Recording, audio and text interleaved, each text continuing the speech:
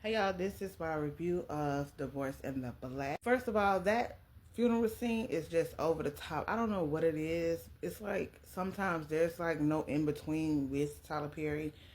So I'm kind of neutral on if I even like that part. Like it was funny, it was hilarious a little bit. No, it was unbelievable. Not really funny, but it was very unbelievable and very ghetto. The pastor, which is the wife's dad. I'm gonna tell y'all right now, I don't be knowing these people's names. I don't remember the people's names, but the pastor, which is the wife's dad, he was way out of he was way out of pocket, even though he was telling the truth. But you don't do all that at somebody's funeral, okay? He was doing entirely too much. And the mama, she did even more. The husband's mother, she did even more of too much because while she had the sons who are also low lives take the dead son out of the casket because all of her pride. And I get it, he was up there talking crazy to her, but she was also talking crazy too because your son would even had a funeral without them. You know what I'm saying? So yeah, it was just a little bit too much going on and outrageous stuff going on. Now after the funeral, the husband went and drunk himself crazy, and this man is really psycho. He really blames everybody else for his problems, and he really went and drunk himself crazy after the funeral, and the wife went and got him.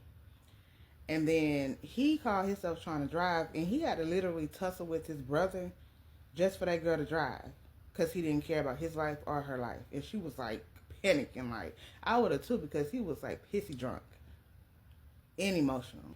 Now the husband really, really is a low life for real. He is upset with everybody but himself. And I know some people blame the mom when I listen to their reviews, but this is how I look at it. When you become an adult, it is up to you to undo, and it's unfortunate that you have to undo things that your parents did when you were a child and all that, especially when there's a lot of trauma inflicted and you just run around, don't have no kind of discipline or nothing. You just a menace to society and all that. It's unfortunate that you have to undo all that stuff. But at the end of the day, when you become an adult, it's your responsibility to undo that stuff because nobody else is going to do it.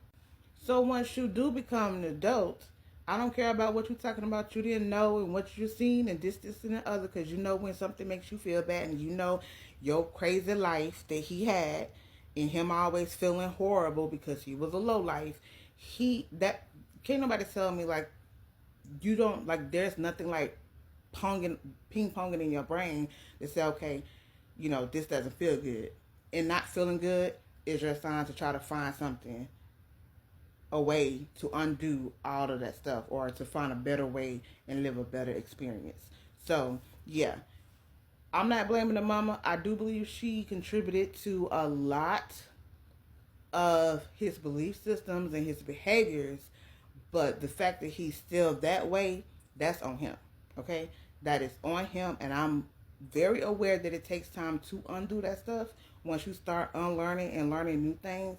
But at the end of the day, you're making progress and you're taking steps forward, and he wasn't doing any of that. And he had the nerve to be upset with the wife, talking about how she always talking about he can do better at this and better at that. Well, if you was doing better, she wouldn't have to keep telling you that. Now I know that I'm gonna make some people pissy about this, but I'm gonna say it.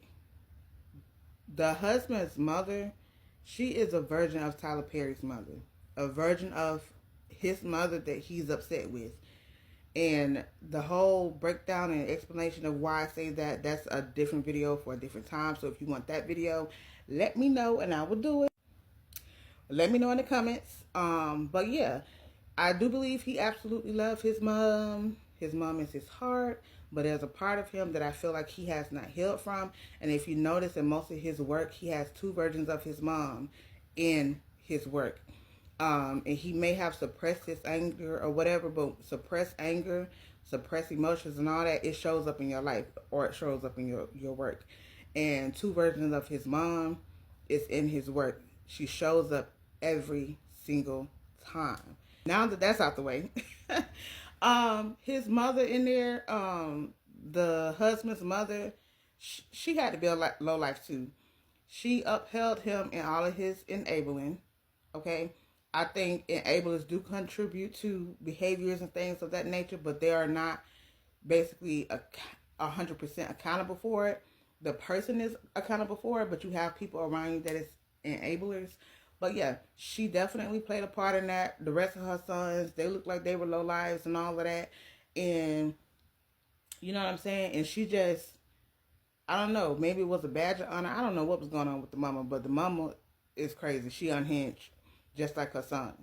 I think the wife is trifling because when her little boyfriend was in that bed and her husband popped up at her house, she was not yelling up them stairs to try to get him woke.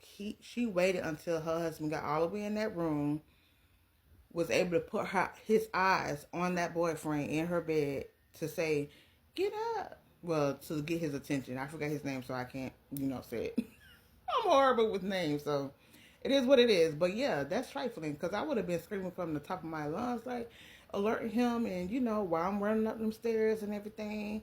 But she waited until that man got all the way up them stairs to say something. Back to the husband, and y'all gotta be careful with some of these guys because they do stuff like this. This man asked that woman for a divorce at dinner with their friends because he was having a pissy fit about him being a nobody and doing nothing with himself and feeling his own insecurities.